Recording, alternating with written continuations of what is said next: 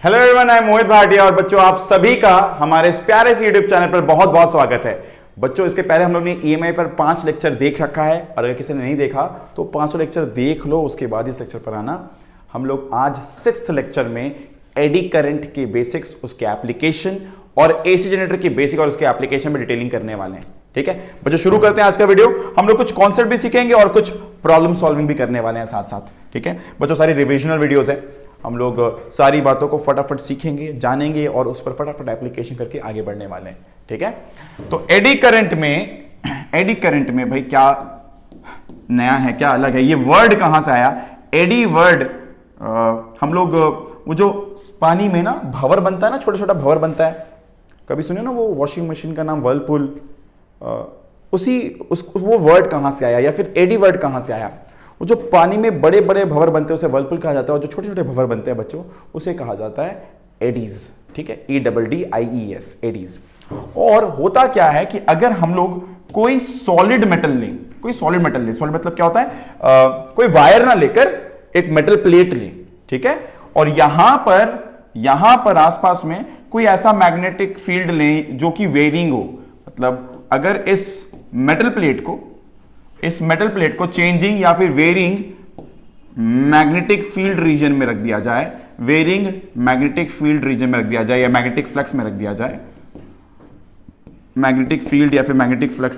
रख दिया जाए, तो होगा ये कि यहां पर अकॉर्डिंग टू फैराडेज लॉ एक ईएमएफ इंड्यूस होना चाहिए और साथ ही साथ, बिकॉज एक तरीके से बोल सकते हैं ना कि मेटल प्लेट है और अगर कहीं पे भी ईएमएफ इंड्यूस हुआ, कैसे होगा ईएमएफ इंड्यूस?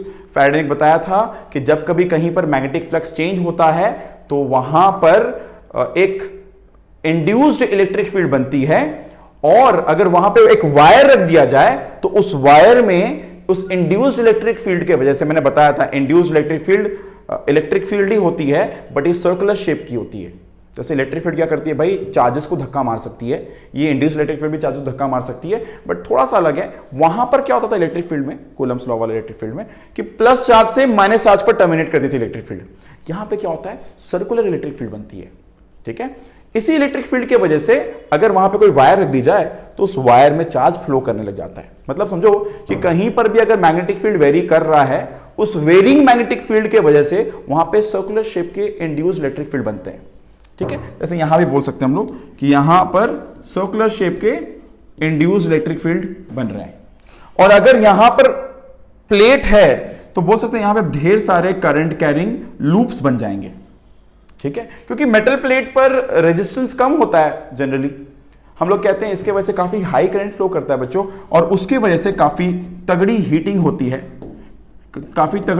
होती है, अल्टीमेटली एनर्जी लॉस होता है। इसी को लोग एडी लॉस भी कहते हैं। ऐसा मेटल प्लेट पर ही पॉसिबल है, मेटल के प्लेट पर ही पॉसिबल है, या फिर कोई भी सॉलिड मेटल पर पॉसिबल है। क्योंकि वायर्स में क्या होता है बच्चों, वायर्स में क्या होता है कि एक पर्टिकुलर पाथ होता है, मतलब चार्ज इसी पाथ पर मूव करेगा और कोई भी रैंडम पाथ पर मूव नहीं करेगा। मैं इसी पाथ में अगर एक बल्ब लगा दूं तो वो बल्ब जलने लग जाएगा, मैं फैन लगा दूं तो फैन चलने लग जाएगा, है ना? इस तरह की चीजें वायर पर हो सकती है, पर अगर मैं मेटल प्लेट ले दूं तो बच्चों बहुत सारे ऐसे सर्कुलर करंट लूप्स बन जाएंगे। इन्हीं करंट्स को हम लोग कहते हैं बच्चों एडी करंट। ठीक है, ये कैसे हो रहा है? ये वैसे ही हो रहा है जैसे हम लोग फैराडे लॉ समझे थे कि जब कभी कहीं पर वेरिंग मैग्नेटिक फील्ड बनता है वहां पे इंड्यूस्ड इलेक्ट्रिक फील्ड बनती है। उस इलेक्ट्रिक फील्ड की वजह से क्या होता है कि एक ईएमएफ जनरेट होता है। अब मैं वहां पे एक तार रख दूं, एक वायर रखूं, तो वायर पर इलेक्ट्रॉन ऑब्वियसली उस तार पे ही चलने वाला, उस वायर पे ही चलने वाला है। वहीं पर अगर हम लोग प्लेट रख दें तो उस वायर पर ऑब्वियसली कोई वायर नहीं है, कोई फिक्स पाथ नहीं है, तो यहां पे ढेरों सर्कुलर करंट्स फ्लो करेंगे। इसी को फोकॉल्ट्स करंट, क्योंकि फोकॉल्ट ने ही एक्सपेरिमेंट किया था, इसी को फोकॉल्ट्स करंट भी कहा जाता है। इसी को भी फोकॉल्ट्स करंट भी कहा जाता है। बच्चों अगर देखा जाए इस करंट की वजह से जनरली एनर्जी लॉस ही होता है। कई जगह पे ये फायदेमंद तरीके से भी काम में आती है, बट मैं उसके पहले जरूर बताना चाहूंगा कि एडी करंट को कमाने का भी तरीका है। मतलब हम लोग चाहते हैं बहुत जगह हम लोग चाहते हैं कि एडी करंट ना बने, बिकॉज अनचाहे में भी बहुत बार एडी करंट बन जाता है। हम लोग कुछ और काम कर रहे थे पर वहां पर उस मेटल प्लेट के अक्रॉस क्या हो रहा है, मैग्नेटिक फील्ड वेरी हो रही है या फिर मैग्नेटिक फ्लक्स वेरी हो रहा है, और देखते हैं वहां पे एडी करंट बन गया। तो मैग्नेटिक फ्लक्स या मैग्नेटिक फील्ड वेरिंग होगा तो आप एडी करंट बनेगा, पर एडी करंट को कमा सकते हैं हम लोग, बने तो सही, रिड्यूस कर सकते हैं। दो मेन तरीका है बच्चों, याद कर लो, दो मेन तरीका है। सबसे पहला हम लोग लैमिनेट कर देते हैं, लैमिनेशन से ये कोई भी एक इंसुलेटिंग मटेरियल से लैमिनेट कर देंगे तो ऑब्वियसली वहां पर करंट फ्लो कम हो सकता है, तो लैमिनेशन एक तरीका है। और दूसरा होता है स्लॉटिंग, मतलब वो कट्स देना। अगर मैं कोई एक प्लेट ले रहा हूं और उस प्लेट को हम लोग ऐसे बनाए थे और फिर क्या किए, प्लेट को कट कर दिए, बहुत सारा स्लॉट्स दे दिए, इस तरह का स्लॉट्स, एकदम फाइन फाइन स्लॉट्स दिए। इस तरह से क्या होगा बच्चों, वो लूप कंप्लीट नहीं कर पाएगा, करंट फ्लो ही नहीं कर पाएगा, मतलब क्लोज लूप बनेगा ही नहीं, तो करंट यहां फ्लो ही नहीं करेगा।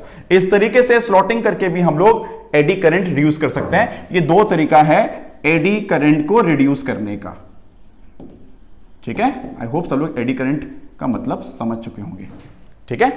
मैं एप्लीकेशन की बात करूं बच्चों, तो ये लगभग मेन 5 एप्लीकेशन मैं बोर्ड पे रख के रखा हूं, बहुत बार इन पर बातें आती है। डेड बीट गैल्वेनोमीटर का मतलब क्या होता है, एक ऐसा गैल्वेनोमीटर, तुम्हें पता है गैल्वेनोमीटर भी किस प्रिंसिपल पे वर्क करता है, ये भी वर्क करता है वही वाला प्रिंसिपल, क्या था भाई, एक current carrying coil kept in uniform magnetic field, ठीक है, a current carrying coil kept in uniform magnetic field, उसी प्रिंसिपल वर्क करता है।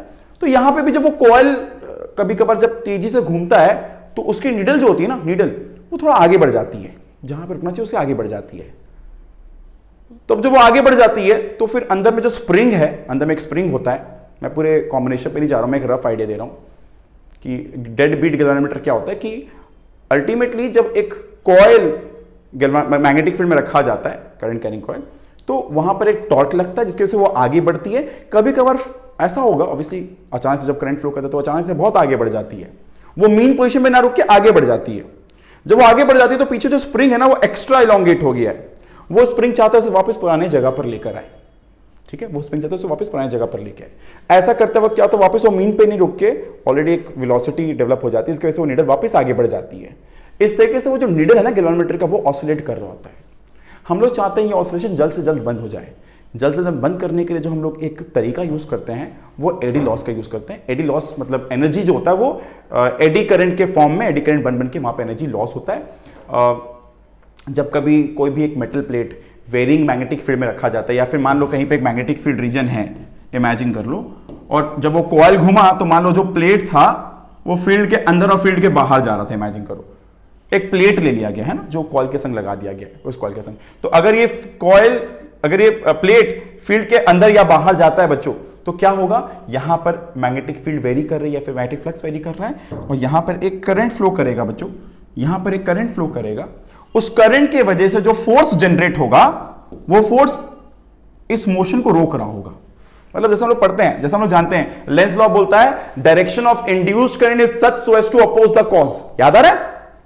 तो एडी करंट भी उसी तरह फ्लो करेगा ताकि वो कॉज को अपोज करे। बच्चों कॉज कौन है यहां पर, अगर ये प्लेट बाहर जा रहा है जिसकी वजह से यहां पे फ्लक्स वेरी कर रही है, तो उसे अपोज करने के हिसाब से यहां पे एडी करंट फ्लो करेगा, तो एक ऐसे डायरेक्शन में ही फोर्स जनरेट होने वाला है, ठीक है। इसी बेस पर, इसी एप्लीकेशन को यूज करके ये डेड बीट गैल्वेनोमीटर बनाया जाता है। ज्यादा अभी जानकारी जानने की जरूरत नहीं है, बस इतना जानो कि ये एप्लीकेशन है। इलेक्ट्रिक ब्रेक बच्चों ये ट्रेन में इस्तेमाल किया जाता है। ट्रेन की ब्रेक ना वो क्लच प्लेट वाली ब्रेक नहीं है जो आराम से रोक दोगे, यहां पे ट्रेन में यूज किया जाता है इसे। इंडक्शन फर्नेस क्या होता है, क्योंकि तुम्हें पता है कि एडी करंट के वजह से एडी लॉस काफी तगड़ी होती है।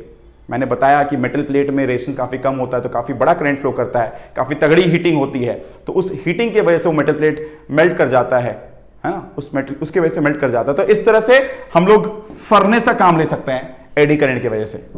तो ये एक और एप्लीकेशन है। इस तरह स्पीडोमीटर आता है, एनर्जी मीटर आता है, ये सारी नाम जान के रख लो भाई, ये सारे एप्लीकेशन है एडी करंट के, ठीक है।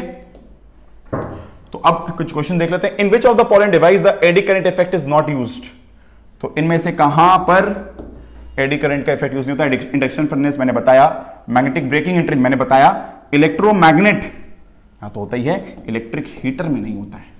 फर्नेस अलग है, हीटर अलग है, ठीक है।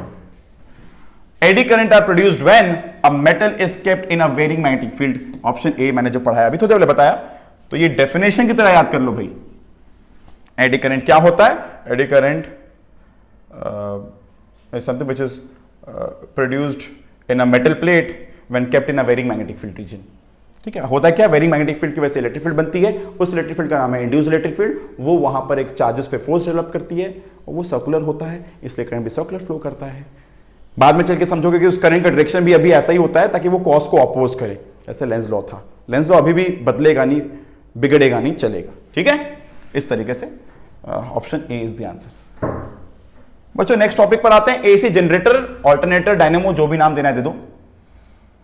सबसे पहली बात, इसका शेप देख लो कैसा होता है। ये है नॉर्थ पोल साउथ पोल, यहां पे कॉइल रखा गया है बच्चों। ये दो स्लिप रिंग है, ये दो स्लिप रिंग है, ये भी एक स्लिप रिंग, ये भी एक स्लिप रिंग, दो स्लिप रिंग है। यहां पे ब्रश फिक्स रहते हैं, ये स्लिप रिंग घूम रहे होते हैं, ये स्लिप रिंग घूम रहे होते हैं, और यहां पर ये ब्रश कांटेक्ट बनाने के लिए काम में ली जाती है। और जब मुझे पता है कि ये घूमता है, जब ये घूम रहा होता है तो यहां पे करंट जनरेट होता है। एक तरीके से बोल सकते हैं यहां पर मैकेनिकल एनर्जी कन्वर्ट होती है इलेक्ट्रिकल एनर्जी में, यस और नो। ये घुमाया जाता है बाय सम मीन, हम लोग हाथ से घुमा सकते हैं, हम लोग स्टीम से घुमा सकते हैं, तो वो एक तरह का हम लोग का पावर प्लांट हुआ। हम लोग पानी की स्पीड से घुमा सकते हैं, वो एक तरह का पावर प्लांट हुआ, है ना। तरह तरह के पावर प्लांट्स में अलग अलग तरीके से घुमाया जाता है। यहाँ पे एक एक्सल लगाया जाता है और वहां पर हम लोग एक ब्लेड, एक फैन टाइप कुछ लगा देते हैं, जिसकी वजह से ये अपना घूमता है। और बच्चों यहाँ पे क्या होता है, करंट फ्लो कर रहा होता है। ठीक है, यहाँ पे करंट फ्लो कर रहा होता है। तो पाया जाता है कि जब ये कॉइल घूम रहा है, जब ये कॉइल घूम रहा है, इस कॉइल के घूमने की वजह से यहां पे क्या हो रहा है, फ्लक्स चेंज हो रहा था। फ्लक्स चेंज हो रहा था बोल के यहां पे करंट फ्लो करता है। तो बच्चों अगर पहले कॉइल ऐसे था और कॉइल अगर ऐसे घूम रहा है इस तरफ, तो मतलब उसमें से जो फ्लक्स पास कर रहा था पहले मैक्सिमम था और अब फ्लक्स घट रहा है, तो करंट इस तरह इंड्यूस होगी ताकि फ्लक्स ना घटे। ठीक है, फिर घूमते घूमते घूमते घूमते एक टाइम आएगा वापस, उस तरह जब पलटेगा, जब कॉइल घूम रहा होगा, एक टाइम आएगा वापस कि अब फ्लक्स घट नहीं रहा होगा, अब फ्लक्स बढ़ रहा होगा उस कॉइल में जो पार कर रहा था। तो अब करंट कैसे इंड्यूस करेगा, करंट इस तरह इंड्यूस होगा कि फ्लक्स ना बढ़े, तो डायरेक्शन रिवर्स होता है। मैं बोलता हूं याद कर लो ये बात, मैं डिटेल पर नहीं जा रहा हूं, पर मुझे याद रखना है क्या, जब ये कॉइल घूम रहा होता है, इस कॉइल के घूमते वक्त दो बार करंट की डायरेक्शन ऑल्टरनेट करती है बच्चों, दो बार करंट की डायरेक्शन ऑल्टरनेट करती है, एक बार ऐसे एक बार ऐसे। एक साइकिल में हम लोग जानते हैं ग्राफ कैसा होता है, एसी में पढ़ाया जाएगा डिटेल में, है ना। एक साइकिल में दो बार, एक एसी जनरेटर में दो बार, मतलब डायरेक्शन एक कंप्लीट रिवॉल्यूशन में दो बार ऑल्टरनेट करता है। एक बार करंट ऐसे फ्लो करता है, फिर एक बार ऐसे। एक साइकिल में दो बार डायरेक्शन चेंज होती है एक एसी जनरेटर में। ठीक है, ये कंस्ट्रक्शन हो गया। प्रिंसिपल वैसा ही है जैसा हम लोग ने समझा था, फैराडे लॉ का प्रिंसिपल पे बेस्ड है ये। ठीक है, और ये रहा बच्चों फॉर्मूला। ये फॉर्मूला कैसे आया है, जिन बच्चों को नहीं आइडिया उनको जानने की जरूरत है। ठीक है, जानने की जरूरत है। फ्लक्स का फॉर्मूला बच्चों क्या होता है, फ्लक्स का फॉर्मूला होता है number of turn into B into A into cos theta, है ना। फ्लक्स को डिफरेंशिएट करते हैं अगर हम लोग, तो ये होता है N B A. Differentiation of cos बच्चों होता है माइनस साइन, और चेन रूल लगाते हैं तो D theta by D T. बच्चों ये डी थीटा बाई टी क्या है, rate of change of angle. इसी को हम लोग ओमेगा का नाम देते हैं, एंगुलर फ्रीक्वेंसी। ठीक है, और इस साइन थीटा को हम लोग लिख देते हैं साइन ओमेगा टी, बिकॉज हम जानते हैं theta is equal to omega T होती है ना। Distance equal to speed into time, अगर एंगुलर डिस्टेंस है तो एंगुलर स्पीड इनटू टाइम। ठीक है, इसी को हम लिखते हैं, ये माइनस है, इसी को लिखते हैं माइनस ही, माइनस माइनस कट गया, फॉर्मूला बचा E equals to N B A omega sine omega T. यहां पर वैसा ही कुछ है, और इसी एन बी ए ओमेगा को बच्चों हम लोग ई नॉट कहते हैं, है ना। ईएमएफ एम्पलीट्यूड कहा जाता है, इसे कहते हैं हम लोग ईएमएफ एम्पलीट्यूड। ठीक है, समझ आ रहा है। तो जब भी कोई कॉइल रोटेट कर रहा होता है मैग्नेटिक फील्ड में, तो वहां पर उस कॉइल के अक्रॉस एक ईएमएफ जनरेट होता है, जो इस तरीके से जनरेट होता है। अगर ग्राफ देखा जाए, इसका ग्राफ कुछ इस शेप का होता है बच्चों, है ना, साइन का ग्राफ जैसा होता है। और ये हाईएस्ट जो इसका एम्पलीट्यूड है वो ई नॉट है, ये है मैक्सिमम ईएमएफ, ये है मैक्सिमम ईएमएफ। तो यहां पे लिखा हुआ है N number of turns in the coil, A area of one turn, magnetic induction, uniform angular velocity और मैक्सिमम इंड्यूस्ड ईएमएफ। ठीक है बच्चों, अब एप्लीकेशन फटाफट देखें। तो in a region of magnetic induction 10⁻² Tesla, a circular coil of radius 30 centimeter and resistance pi square ohm is rotated about an axis which is perpendicular to the direction of B and which form a diameter of the coil. If the coil rotates at 200 rpm, find the amplitude of the. तो बच्चों EMF, अच्छा current का बोला गया है, तो current amplitude क्या होगा, EMF एम्पलीट्यूड बाई रेजिस्टेंस। और मैंने बताया अभी EMF एम्पलीट्यूड कितना रहता है, N B A omega by R. ठीक है, तो बच्चों एन की वैल्यू फटाफट एन के लिए ढूंढो, कहां दिख रहा है, कुछ एन का वैल्यू दिख रहा है, n का वैल्यू नहीं 10⁻² टेस्ला, तो b की वैल्यू बताई गई है, फटाफट b की वैल्यू पुट करो 10⁻²। एरिया की वैल्यू कितनी है? A circular coil of radius 30 centimetre, है ना, तो इसे लिखेंगे पाई 30 × 10⁻² का स्क्वायर। ओमेगा की वैल्यू, ओमेगा 200 आरपीएम, बच्चों ओमेगा को लिखेंगे, ओमेगा होता है रोटेशन पर मिनट, यहां पे दिया हुआ ना, पर ओमेगा होता है रेडियन पर सेकंड, तो 200 रोटेशन हो रहा है पर मिनट, हर एक रोटेशन मतलब 2 पाई एंगल बाई 60। यस और नो, ये बात समझ में आ रही है कि नहीं आ रही है? हर एक रोटेशन मतलब 2 पाई एंगल बाई 60, तो ये जीरो कैंसिल, ये सिंप्लीफाई करेंगे, ये 10/3, ये हो जाएगा 20 पाई बाई 3, ठीक है, ये हो गया 20 पाई बाई 3, ठीक है भाई, तो अपने वहां पर पुट कर सकते हैं 20 पाई बाई 3, ठीक है ना, सिंप्लीफाई हुआ, ठीक है, 20 पाई बाई 3। अगर कोई भी तरह का ह्यूमन एरर नहीं हुआ है तो हम लोग सही जा रहे हैं, ठीक है। By resistance, what is the resistance? Resistance of the coil is π² ohm, ठीक है, और नंबर ऑफ टर्न की कोई बात कहीं पर नहीं दिख रही है बच्चों। फटाफट अगर वैल्यू पुट किया गया, ये पाई कैंसिल हो गया, ठीक है, वहां बच रहा है 30 का स्क्वायर बच्चों होता है 900, और यहां पर 10⁻⁴ सॉल्व करेंगे वापस, 900/3 मतलब 300 बचेगा, ऊपर 20 है, सॉल्व करोगे तो शायद ये 6 मिली एम्पियर जा रहा है। कैसे जा रहा है? ऊपर 1, 3 और 2 बचेगा, कैसे? 1, 3 तो कट जाएगा, है ना, 3 स्क्वायर 1, 3 कट जाएगा, तो 3 × 2 6 होता है, तो 6 के टर्म में कुछ आंसर आने वाला है, एक ही ऑप्शन 6 वाला है, तो 6 मिली एम्पियर आंसर रहेगा। समझ में आ रहा है? मैंने ज्यादा कैलकुलेशन नहीं किया, मैंने बस न्यूमरेटर में देखा, बाकी सब 10 के पावर्स में है, न्यूमरेटर में मिलाकर मुझे दिख रहा है कुछ 6 के टर्म में आने वाला है, 3 × 2 = 6, और मतलब 3 स्क्वायर था तो एक तो 3 कट गया, 3 × 2 = 6 समथिंग पावर आने वाला है। कितना आएगा मेरे को नहीं मतलब है, बिकॉज एक ही ऑप्शन 6 वाला है, सॉल्व करोगे शायद 6 मिली एम्पियर आ भी जाए, ठीक है बच्चों। नेक्स्ट देखते हैं, a wire loop is rotated in a magnetic field, the frequency of change of direction of the induced EMF is.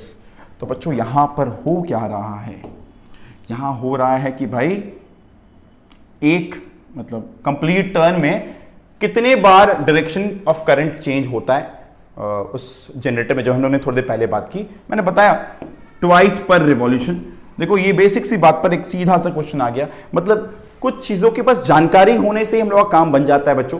ये उस तरह का ही कुछ क्वेश्चन था। हम लोगों ने आज इस वीडियो में 2 कॉन्सेप्ट कवर किया बच्चों, एडी करंट और एसी जनरेटर। मैं एक्सपेक्ट करता हूं हम लोग सारी बातों को समझ गए होंगे, और मैं नेक्स्ट वाले वीडियो में बची हुई सारी बातों को कवर करूंगा, और उस पर एक एंड में एक टेस्ट भी होगा।